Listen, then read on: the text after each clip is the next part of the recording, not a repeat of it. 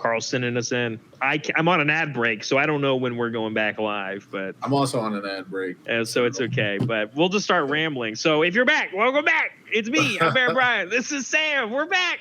Round some 4. Some people got subs. They don't have ads. That's what I'm saying. That's why we got to talk as if we're not on an ad break. No, it's on. It's not. I don't know if the voice is live. It's on the table. Oh, I think we are live. Yeah, we're live. We're for sure live. But it's exciting, right? Because what we were just talking about before we hit the go button was we now get to watch these two players at table 1. These are your quote unquotes, your only undefeateds.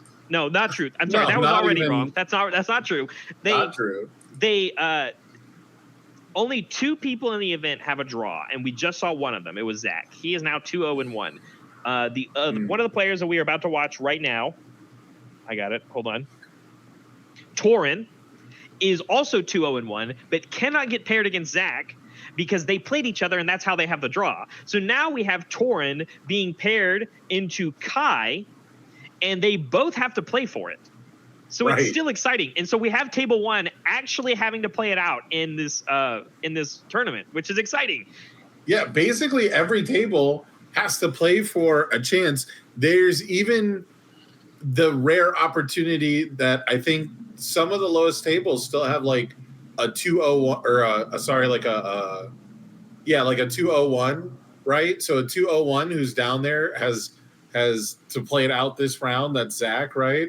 And then there's the opportunity for a weird bubble to happen. So there's a lot of people still in it despite the small attendance size. Yeah, absolutely. So Zach, who we just saw, still in it. Young, still in it.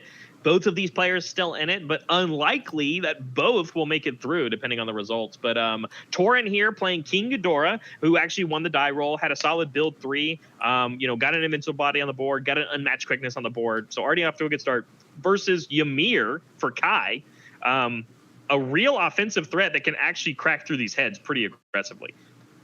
Yeah, and the insane aggressive build, but unfortunately not finding any new foundations with the new training method. I think we're thinking about it right now because throughout our build turn, that new training method that we built down already to get an additional free build could have responded to pick up another foundation. And of course, we would have liked to check a 5 rather than committing our character. So we are going to get the 3rd new training method and an opportunity now to check a foundation on a block and pick up another card. So Ymir, insane card advantage already going second.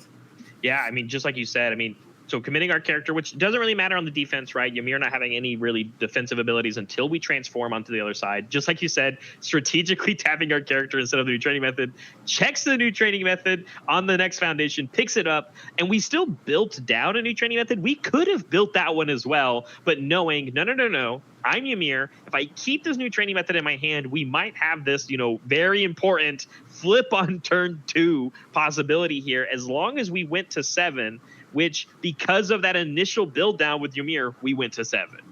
And I think that was the big reason to play the 0 diff, because Spirit Beast Poo does build when you block with it. So it is a really nice block to hold. But knowing that our rival might not attack us, getting to that fabled 7 with a new training method in hand means with the Ymir form, we have the opportunity to transform on our turn 2. However, we haven't lost any health yet. So how much value you can actually get out of the transform side of Ymir is really dependent on which attacks you're drawing. It's crazy, Sam. I think we're going to have to see a really cool line if we want to see something like that happen, because I agree with you. The good news is Ymir can press that transform button whenever she wants. It doesn't have to be the first thing you do. So as long as we play an attack, lose 1 life with Ymir on the front side, then transform, we can eventually start that heal gain to make the Midst of Despairs live, to make all these other things go and work. But I think it's going to be a little awkward hand because I saw us draw a Rejuvenating Smash, which wants to be the second card in the turn. But if we form to do this, if we respond with this new training method, which it looks like we are, we will be transforming without having lost any life. Yeah, and any life that we would have lost would have get healed immediately. Yes, before the enhanced step, which is kind of funny. Where we have a too much good stuff, as it were, but a 5 difficulty that draws me 2 cards. I'm not complaining. No, absolutely not. Especially in a character like this one where you get to just play it on the 5, whereas most decks, like when I think of, heck, even characters like King Ghidorah, right, on the Void symbol, or Rodan, they have to play it typically on a real 6 diff. But being able to play it here on a 5, we check the 5, drawing 2 cards, you're right. No life gain, no current ways to lose any life, but we are eating pretty good. Yeah, I'm looking. Is it a meeting Hanji that's down in our stage? I don't think so. I think it's something else. Oh, it's the Armid Foundation that says if we have 9 foundations, everything gets a speed. It's extra bonus speed on top of our static 2 speed character. Yeah, and it's so funny. As soon as we mention it, they point it out there for us. So that little bitty bonus speed, we now have a 7 mid for 6 with 0 input. We didn't do anything. Yeah, and I'm looking for some way to discard, some way to get full value out of this rejuvenating smash, because a 5 difficulty draw 2 feels great. A 5 difficulty free momentum feels great. Combine the 2 and you've got rejuvenating smash. Absolutely. It looks like we're going to be pressing some minus speed buttons. We have the unmatched quickness. It looks like we're digging right now for either a Ghidorah use, or we might be incubating here for even more minus speed. So all of that extra work we just put in kind of already being negated by the board that Torin has going on here with incubatings and unmatched. And we even have a cooperation offer if we need a little extra help. Yeah, I don't think this is going to be the turn, if only because the damage pump is almost certainly not there. And you don't want to play your Mists of Despair before you can get the full value out of them. But I do think we've generated enough card draw that we can afford one more poke and then to build into Deadlock. And really, it's going to be on Ghidorah to start making something happening before we get completely out-resourced by the life symbol. Yeah, I 100% agree with you. Although the life symbol not inherently having a ton of deadlock threats in their stage, as we now see Torin, who checked a 3, it being one of those deadlock threats that gets to be in these Ghidorah decks, the Vile Seizing. But the good news is, at least for Kai, is if you're King Ghidorah and you want to play the Vile Seizing from your discard pile, you have to lead with something else. And so unless it's another Vile Seizing from hand for a crazy double deadlock Vile Seizing turn, which could be the end of this game for Kai, you instead get to kind of telegraph it a little bit more and see what's going to be happening for Kai to play around it, maybe sack off some foundations and figure out a way out. But just like you said, we have so many cards in our hand. We get to make whatever decisions we want, figuring out what block zones to hold, looking at the discard pile, and then either decide we're going to throw one of them, just like you said. We get one more real poke, and then kind of decide what we want to do after that. Yeah, I think you really want to challenge one of the answers in the stage while you feel as ahead as you are, right? While you've got this nice foundational base. If we get out a cooperation offer or a fighting for control, or hell, an invincible body here, that's going to feel really good. Or if we get a momentum to save for later, because we do have those EX threats, that's going to feel great as well. But we do see the Breaker 1 block being chosen here. Going to come out knowing that we've got it on hand. Yeah, so there's that premium high breaker block. We get to kind of pick it whenever. So again, no momentum. I'm going to go for Kai. Didn't really even use any of those resources we were just talking about. So I'm sure Torin feels pretty good about this, and it is more up to Kai if he wants to keep going, but it looks like that's not going to be the case. Going to be building a foundation sack outlet, though. Just going to go to 10. Respecting the deadline. Not a bad, and have a ton of cards in our hands still. Yeah, I'm wondering what's the ratio of attacks to foundations in our hand. It's a little tough to tell with the Midst of Despair there, right? It's got a full beige tone to it. So I think that's the only other attack left, though. Yeah, I do believe we drew another one. And another Rejuve, which doesn't work because we already played one. That was our second card. So, yeah, Ymir is so good at playing around Deadlock, not only because life has such great sacrifice outlets, but on top of that, you can dance around the number by using your form ability to turbo build, right? To get to a massive number while you're also being aggressive in Deadlock, which is something almost no character gets to do. Wow, someone just fed me the hand. Midst of Despair, last second dodge, Rejuve, Haggler. That was the whole hand. Yeah. Someone just told me, someone sent me a message.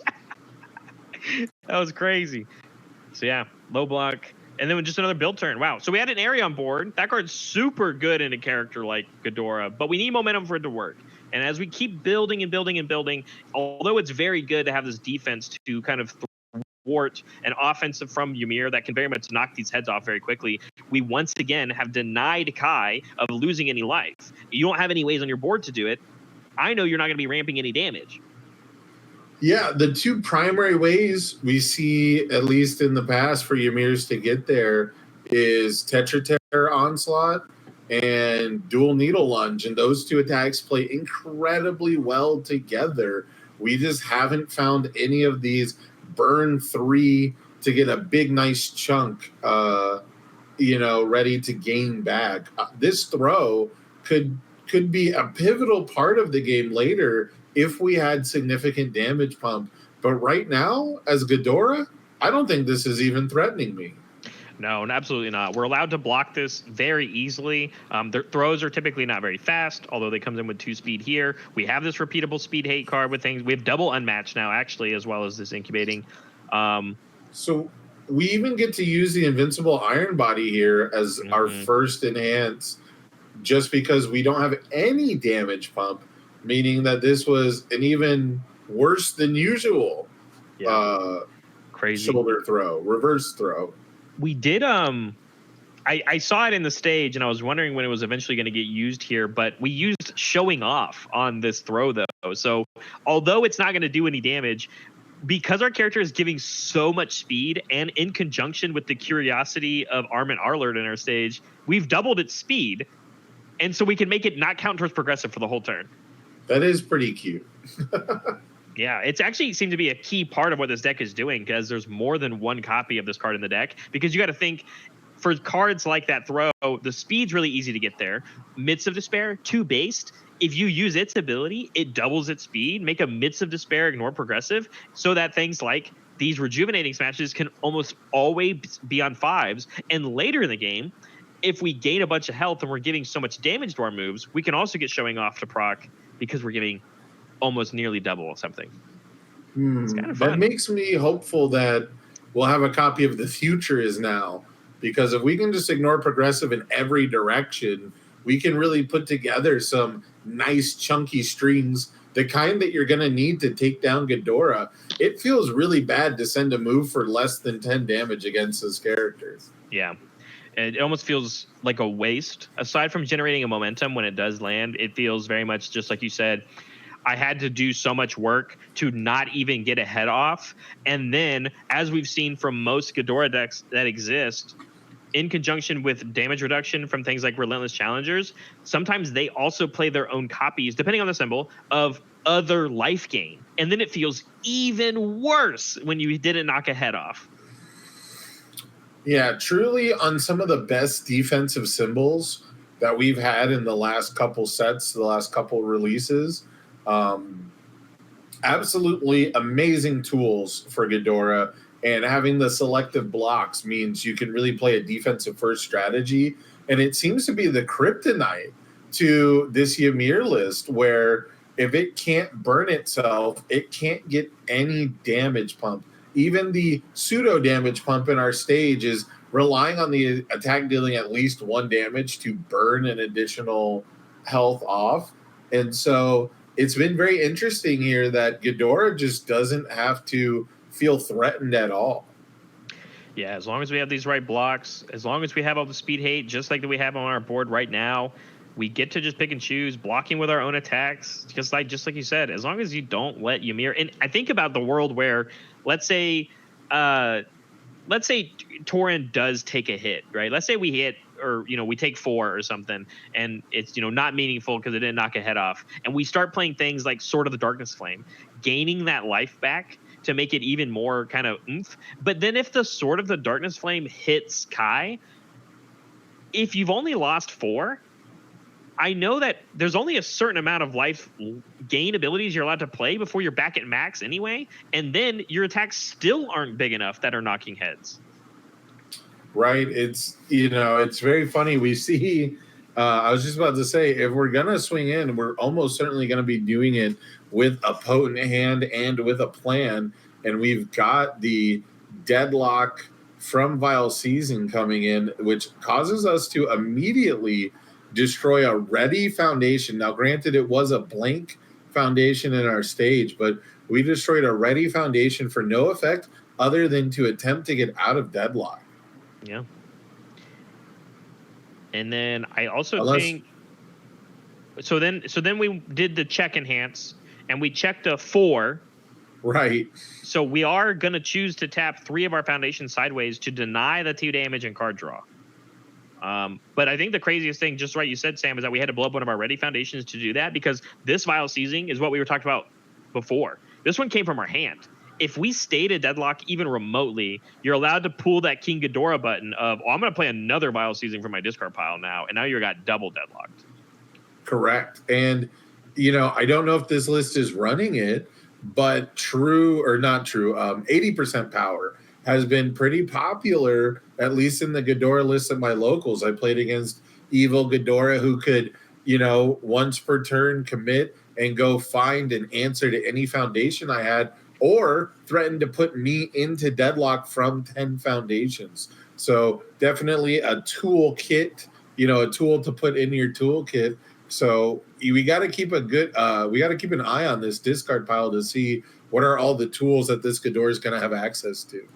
Yeah, it looks like 1, 2, 3, 4, 5, 6, 7, 8, 9, going to 10 foundations, one of which being another unmatched quickness. So we now have repeatable -5 speed on every move if you want to include the incubatings.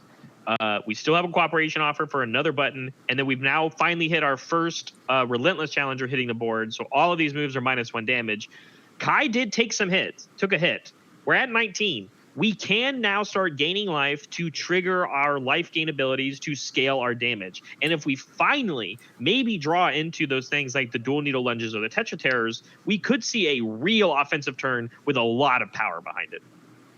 Yeah, I do think it was pretty interesting to only deal the 4 damage, or I guess it could have been 6, right? To not have any sort of follow-up after the deadlock from the Vile Season. That seems like it's one of the best ones, right? It's one of the better ones for closing out a game, for OTKing an opponent. And so you said that 4 was not a lot of health to gain and caps the amount of times that you can use these abilities. I'm going to say I think it's enough. Okay. We'll have to see. As we start off with a Midst of Despair, checking a 3 on it. Again, because of the way that blitz timing works, it's not going to get the health, or it's not going to ever see us gain health when the blitz trigger comes. So this isn't going to get the extra 2. Or sorry, from the extra 3. But we are Ymir on the backside, so it comes in with 2. Curiosity of Armament Hourlift gives it a 3rd, which means it is still in showing off range. So we are allowed to make this still ignore, which is why it's still allowed to be a lead, and your opponent kind of has to deal with it because you still get to play off progressive after the first thing. Not as impactful, but it still means something. Yeah, going for and Shagler. Okay, sorry, so Shagler. I said Shagler. Shameless Haggler. I mean, that could be how you morph them together. So interesting to get the gain 2 here, because if you really want to maximize that health gain, you want to do it in increments of 1. Yeah. And 3 damage is just slightly different than 4 damage when we're trying to get to 10 as the number, right? Remember, we got to deal 10 and or numbers that, when halved add up to 10. And so when you add 2 odd numbers together, you get an even number. And when you add 2 even numbers together, you get an even number. So having an odd number instead of an even number bonus means it's going to be harder to get to that that even number of 10 that we have to deal. Yeah. And again, yeah, just like you said, especially when we're staring the face of that Relentless Challenger, we have to work even harder, right? So if we want to try and do one-offs, we still even have to fight through this area that's on side of the board. And the way the Ghidorah works, we get to pull the trigger on the area whenever we want. Well, we do have the best anti-airy tech there is. Oh, we do? We do. The Shoji Foundation. You're right. Right. We've got full-on attack mode. So this is one of my favorite anti-Airy cards. When Airy first debuted, a lot of the best decks, right, were playing Airy. Overhauls loved playing Airy on the life symbol. And so this card effectively fires after Airy puts your health to 1, and then you lose the 1 health. And so as long as we are activating full-on attack mode, you basically cannot do the response on Airy for any real effect. Yeah, I would agree. I didn't even think about that until you were ready to say, and I was like, oh, yeah, you're right. That card does beat that, which mainly is good for just shutting down that one asset. But you have to still time it right? Because you have to know, because you have to do it as enhanced speed, and Ghidorah gets to make the decision whenever at the response speed. So with multiple heads. There could be one edge case, I guess. I'm not sure with full-on attack mode, if you deal 10 damage and then full-on attack mode, does it wait for the pause condition and then Ghidorah goes to 10 and then you burn one? I think the pause condition is that Ghidorah's will always trigger first because it's if you would die, right? Which is a different pause trigger than just damage dealt. Or wait, hold on, I have no idea. Hold on, no, it interrupts it, right? Because it's why Mina that's what I'm saying. The damage should cause. Yeah. The damage should cause the pause condition before full-on attack mode can resolve. But I don't know if there's some mojo in the rules where that's not how it works. I wouldn't be surprised. Because you don't deal like, yeah. Because as far as I'm because the way that it works, so I think of Mina, right? Mina 2. If you deal exact damage with the attack of Mina to trigger a head, the burn does work on the new head. And it's the same thing, right? But that one, I think, is that one different because it's a response trigger and the static effect of Ghidorah has to trigger first, but instead full-on attack mode is a floating effect waiting to trigger? You're right. I don't know. I actually don't know anymore. Yeah, I don't think it's any different. It sounds like they should work the same, so I'm going to assume they do. Either way, that is one tiny edge case where you could discard a momentum to have 1 additional health on a subsequent head, but I don't think that that's the trade you want to make. Wow, both of these, I don't know if you, so during that whole chat when we were thinking about that, so Kai built an uplifting bond, past turn. Torin played a villainous teamwork. It got blocked and passed turn. Both of these players being very afraid to go to deadlock. Whoa, the play 1 pass, building the asset, refusing to go to deadlock, showing a little restraint, a little bit of sculpting. We got some defensive cards in our hand, so probably going to want to use these before we have to review them. True. It's funny enough, as this Jaw Titan attack gets played, which is crazy against this deck. Small format, small metagame. Yeah, absolutely crazy. But Kai, on that build turn earlier, when we went to play the uplifting bond, we checked a Faith Shield and we picked it up, and that's why we have it in our hand. And Faith Shield is a crazy answer to shift cards. That's true. That's very true. It's going to flip this card face down, so it will not have the shift ability during the end step. So that's going to be a very, very good interaction for the Ymir player, because canceling a life gain ability, shutting off life gain for the whole turn, that's definitely not what Ymir wants to deal with. And on the flip side, if you have to deal 6 damage to the Jaw Titan before you can try to do your character's gimmick to get damage bonuses, that's so much more health that Ghidorah gains by you having to attack it that you can't let this attack transform. Absolutely. As you see, we gave minus speed with Ymir's backside commit for -3, I'm pretty sure. And then because our character was committed, our resting up commits for -3. Boom. Face shield here on a 4.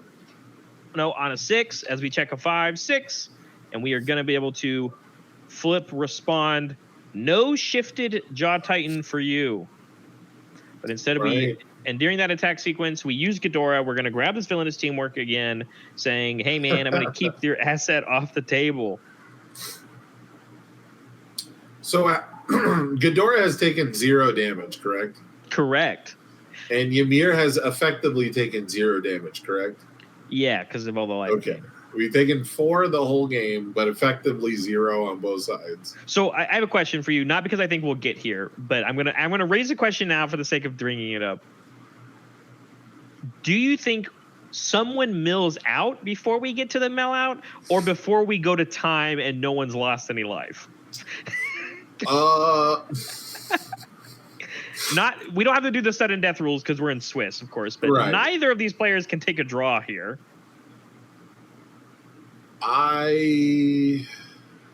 So I asked, do you think we deck out in the hour before or after people start dying? Ymir will draw way too many cards. That's fair. The Ymir will deck out even with Ghidorah removing cards from their hand to play cards. I believe Ymir will deck out first just by looking at the size of the decks currently. I know, but that removed pile from a Ghidorah, because we've used things like incubating as the game has gone on. Oh, that's true. If you keep pressuring the incubating, that could catch up. That is fair. I do believe, though, I agree with you. I think we would hit a deck out before something like that would happen from someone.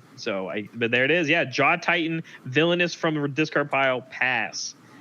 We are also seeing the players willing to...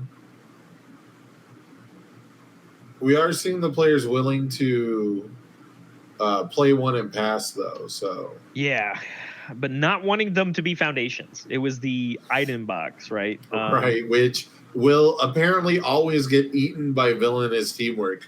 So even if you deal 3 or less damage and build an asset, Villainous Teamwork will heal it back. Leading off with a throw. And we are at full, just like you said, Sam. We're at full. So this is not going to get any extra damage pump because we don't have ways of gaining life.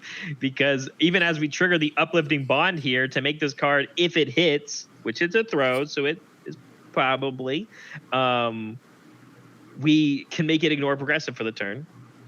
But instead of like making this like a finisher, like we were talking about earlier, right? Like if you found a way to lose enough life and you gained enough of it to where you were giving upwards to 6-7 damage to all of your moves that your mirror can do, this could be a take a head on half kind of situation maybe at some point. But as the lead, we're never going to get there, and we're at full. It's frustrating. How different do you think this game would be if neither player was playing around deadlock for the last 3 turns? That's kind of where I'm at. I'm on either side right here, right? It's like, we're still... The life symbol, right? The life symbol doesn't have deadlock cards. It has like 2, and I don't think they're not in here one. because Ymir is playing a very strategic way to play, right? Meanwhile, Torin has... Vile Seizing, which is just probably good enough, right? Especially when your opponent doesn't choose to go past, right? And granted, the deadlock never gets used. You don't have to worry about it. But I'm saying, like, if your opponent doesn't go to turbo deadlock, and if they do go to turbo deadlock, Vile Seizing is usually not enough. Right. It's just the singular deadlock threat that we have been shown. It's... I think it should be enough. I hear people say that Vile Seizing is not super adequate for ending the game, and I feel like that's very debatable now that release is not in the format. I think it got a lot better. We do see, okay, here's some firepower action. The mill deck is no longer the game plan.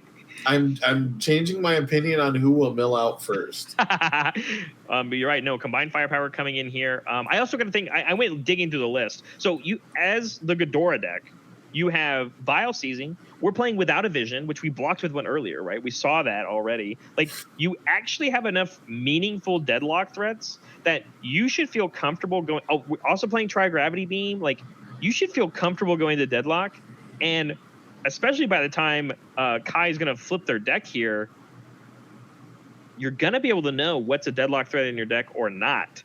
And I'm at least having played the life symbol a lot recently, I can't think of anything that people are playing. It's funny because the deadlock, I think, is not coming from the life symbol. The deadlock cards are coming from attuned fire cards. Oh, you're right. Hold on. Yeah, so Ymir doesn't get access to a lot of good deadlock from the life symbol at all, but there's a couple really nice ones on the fire symbol, but I wouldn't consider them A, the most game-changing, and B, one of them's fairly easy to play around, and that's Besiege. Yeah, So we've seen the you're right. Besiege in the discard pile. It's a really, really strong attack in a lot of the early turns when people are just holding their best block mods because they don't have a lot of foundations in Speed 8. And you probably don't know your rivals playing Besiege right off the bat. But once you see it, its deadlock is just more damage. So if you're able to hold the +3 mid block, or as Ghidorah, go play one from your discard pile, the deadlock is not threatening you in the slightest. I agree with you. I actually think this might have been what we were waiting on. Also, the other, you're right, Fire Attune Deadlock piece. There's another one actually right on top of the discard pile for Kai here, Pool from Danger, which is a typical just flip for -3 damage. But it also has Deadlock Enhanced Commit. This attack gets stunned too, right? So you're right. There is quite a few that we are actually playing, enough to which these players don't want to go into it. But we finally got a momentum, which I think is what we were waiting on. We finally connected with that throw last turn, so now we can begin the Tetra Terror onslaught. Okay. That is how most Ymir lists want to close things out. However, do we have one card left in our deck? Oh, you're right. I didn't think about that. If we echo this, do we even have a card in our discard pile? Oh, as we go for the echo. Pick up? But you don't have to lose the 3. I mean, I think regardless, Sam, the lose 3, you don't care if it hits anymore. You just care about losing the life. You just want more activations. That's true. You want to make number go up. All right. But I think he's thinking about it. Barrier Shield from hand, we did spin the momentum.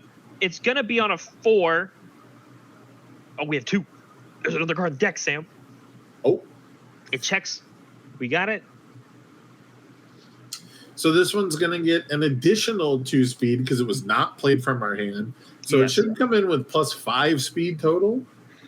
Yes, because we still have unless we went below 9. 1, 2, 3, 4, 5, 6, 7. Yep, you're right. It's going to come in with 5 speed total. And then eventually we will now, because we keep gaining life, yada, yada, yada. I'm wondering if we haven't used the Uplifting Bond in our stage yet, so we haven't gained that extra life. But we obviously get to push the button every time on our face. So this is getting at least 2 damage. And we're going to start getting to a scarier territory. This is kind of where, though, this is where the back and forth, I think, matters, Sam. You were talking about full-on attack mode versus airy. And if we don't trigger full-on attack mode at the right time, our opponent can get a free trigger of airy when we had an answer to it on board.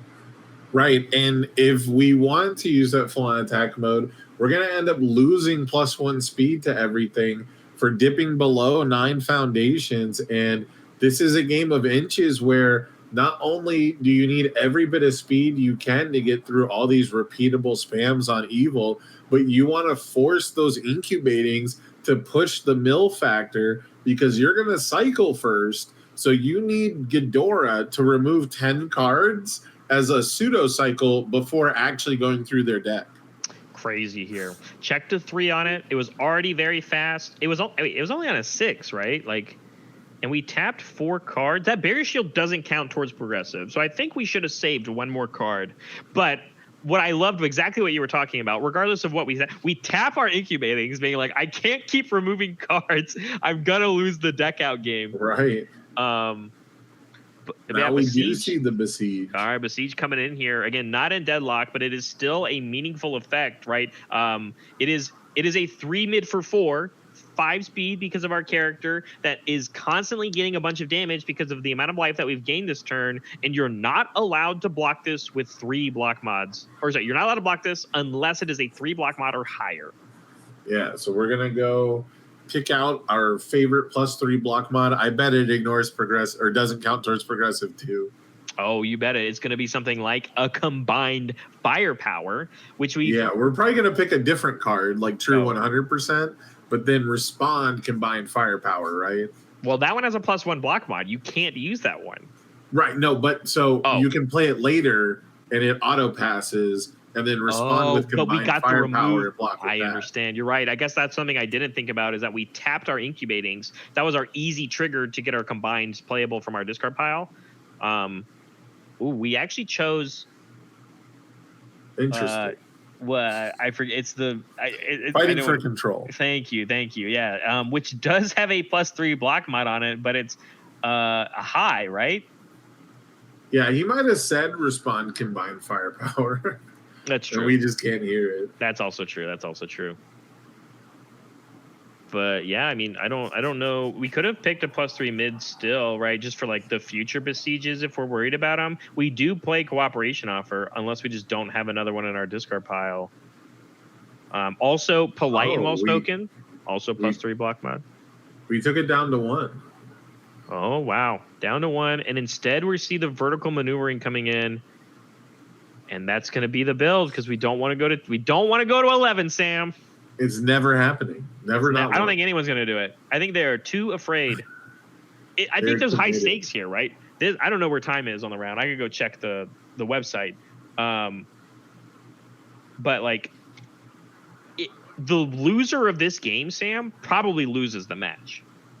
Right. It's getting to that point where, especially if you lose as Ghidorah, having the ability to aggress on Ymir doesn't seem super likely. But this is a pretty good one. This is kind of like a deadlock card. Yeah, fake deadlock for sure. It's going to scale in damage based off of the number of foundations you have.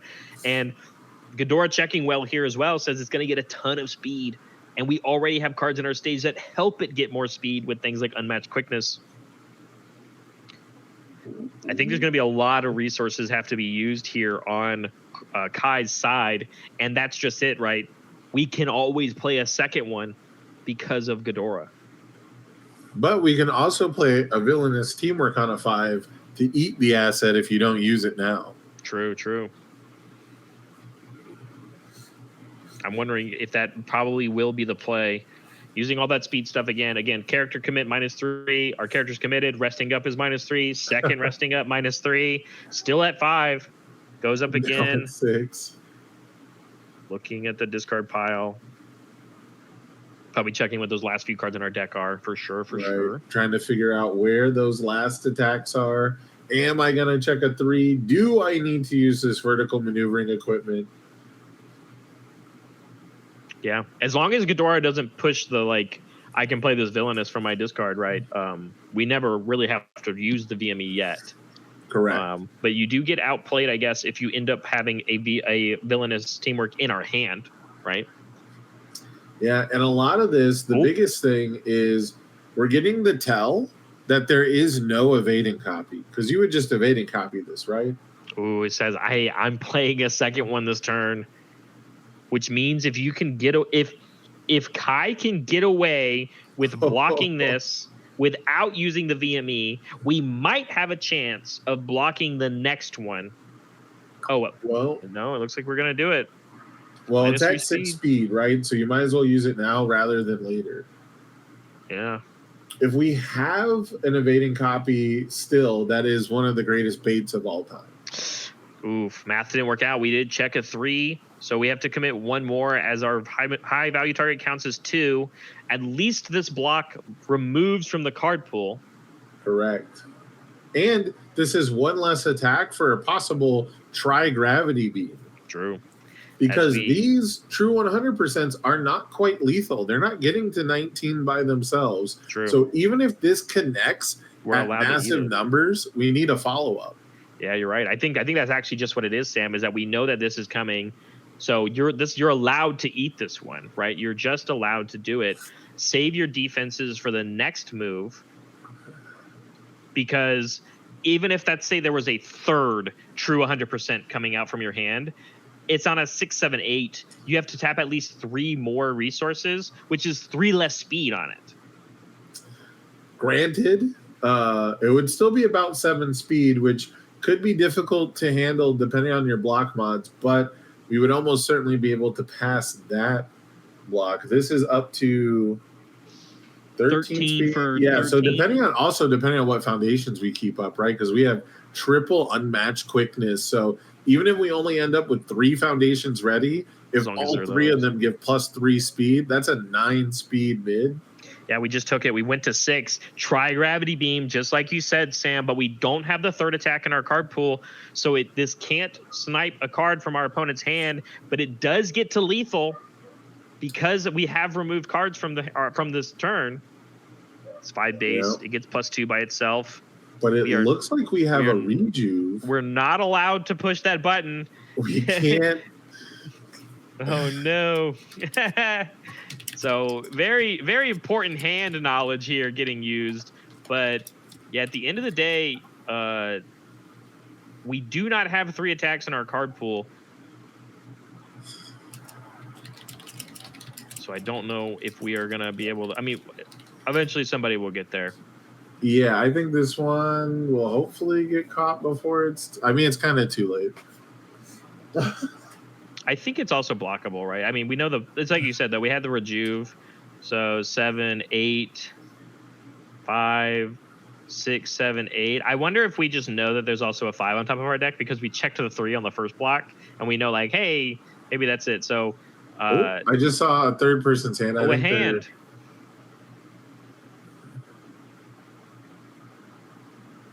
I think we might have gotten it sorted. We might have caught it. Which, I mean, like, again, regardless if you get the action back, now knowing every card that's in Kai's hand is pretty huge, right? Like, yeah, it's also both players' responsibility. I get it. Look at his hands. At the end of the day, I think the reset game state is, hey, he gets that card back. You can have your foundation, whatever, but, like, you just kind of showed your hand to your opponent for free. But you still get to play around this, right? You still get to try and live. So, yeah, there's a world where it's an accepted game state because the idea that you let him look at your hand, but he didn't call the judge, so I don't know why you would punish him that way. But there is a world where you don't let people take things back like this, right? But this doesn't seem like, as big of an issue. I think if he gets his card back, it's not a big deal. Like, genuinely, It's not a big deal. At the end of the day, Kai is going to be blocking with that Rejuve Smash no matter what, right? It's the best block in his hand, and it's on zone. It looks like they might have just awarded a game loss. They might have just gave a game loss, which, again, we don't know the background. We don't know if someone already has a warning or something, but, like... Correct. Yeah, I mean... there's a lot of different ways you can handle this, and it requires context that you'd have to be there for. So, yeah, 100%. It could also just be Torin being like, hey, man, that's on me.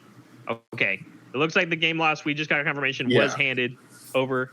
I don't think that's unfair. I think that's a huge game-changing moment that when you misplay your card like that, I think that's a fair assessment. Yeah. We don't like to give out game losses, but like you said, looking at every card in their hand, still a huge change to the game state. So I'm glad that it got caught, glad that the judges were on top of that there and got it sorted out, because that is how most decks are winning, right? The Tri-Gravity Beam and having defense against Tri-Gravity Beam is a huge part of this metagame. So it would have been pretty sad to see the Faith Shield, which has been a less and less popular card, but one of the things it's best at right now is preventing that third attack Tri-Gravity Beam. It'd be pretty sad to see it get implemented correctly and still be punished for it.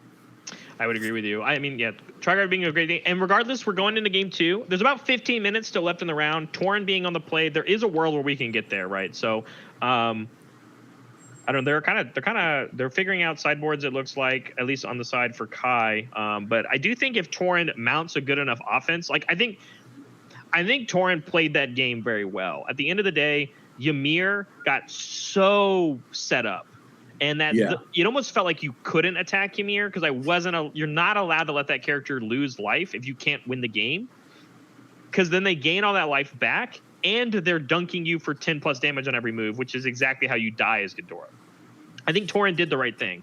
I think there's another way of approaching game 2 now, especially down a game, is Torin has to really go for the gas, and a deck like this King Ghidorah list can get there, right?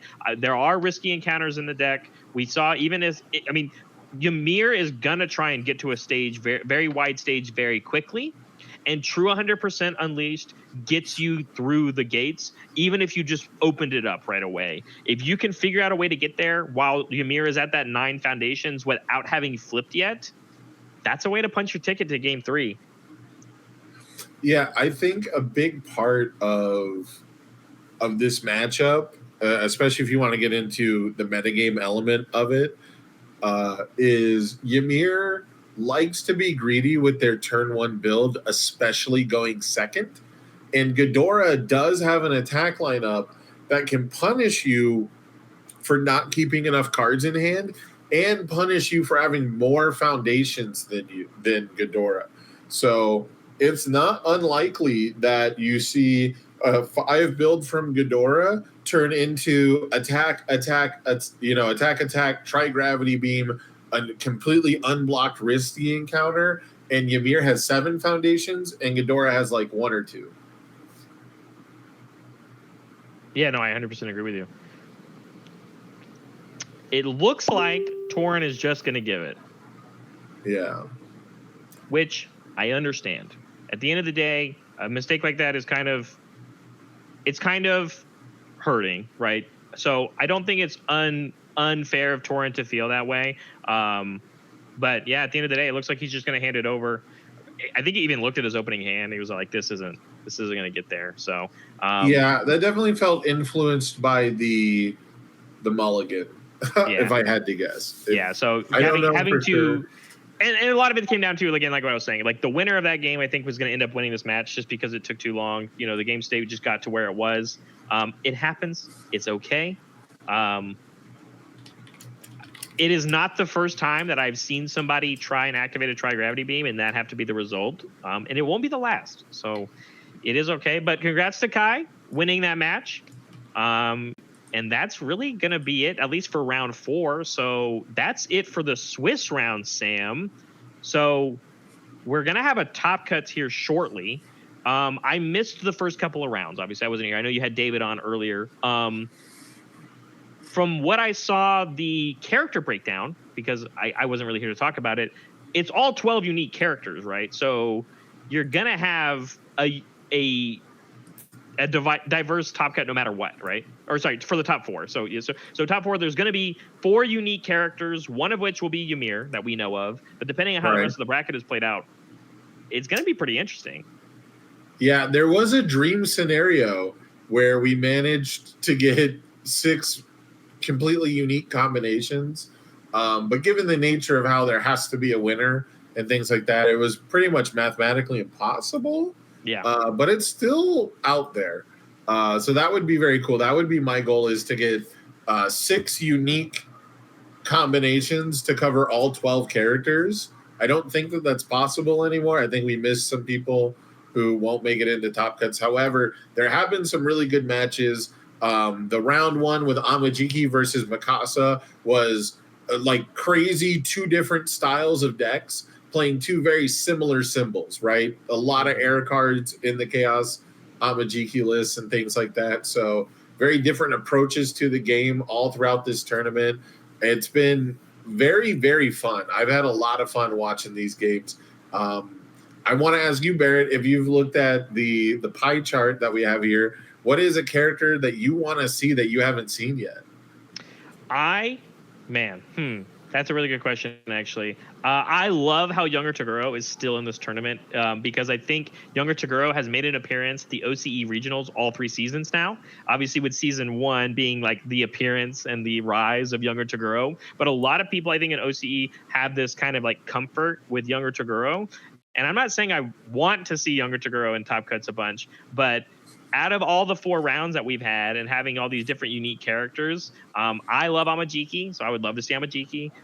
But I think I would like to see Younger Toguro kind of compete against these other, characters that are like him, right? Godzilla is in this tournament, so I would love to see maybe Godzilla go for it. But we know Ymir is going to be there, so we have our 7 hand size representation already. But who knows? It could be another rise of Erwin Smith. We did see that on an earlier round. Could win 2 regionals in a row. You never know. Yeah, I wouldn't have been surprised if Erwin and Smiling made it to the finals, but I don't think Smiling Titan is going to make it through. I think this top 4 is going to be without Smiling Titan. I could be wrong. It's tough to tell. There's a lot of similar records, truth be told. So I'm very excited. We are going to have the players go into a lunch break. We got the lunch break in between Swiss and Top Cuts, which is honestly very cool. Normally you get like a full day in between, but I really like the idea of having the break at this natural division of, players who are going to go play a side event, do something else versus the players who are playing in Top Cuts. So we're going to take a break. We might come back during the lunch break, you and I, Barrett, maybe get Brobley in here, do some chatting in a bit, but we got to go figure out where our standings are, get some information on Top Cuts for you guys, and we'll be back shortly. Don't go anywhere.